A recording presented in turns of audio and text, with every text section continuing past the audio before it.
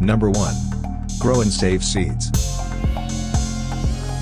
Seeds packets are very cheap compared to plants bought at the nursery, and often contain dozens of seeds. While it might take longer to grow, it saves lots of money. At the end of the season, let your plants go to seed, so you won't have to buy seeds next season. Number 2. Reuse.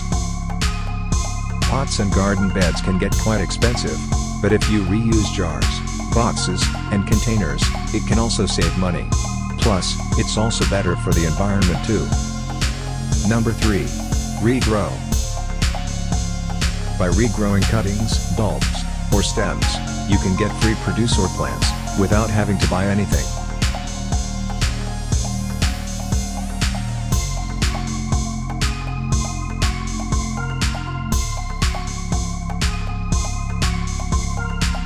Number 4.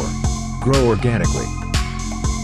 By eliminating pesticides, chemicals, and unnatural fertilizers, it's both better for your health, your wallet, and the environment.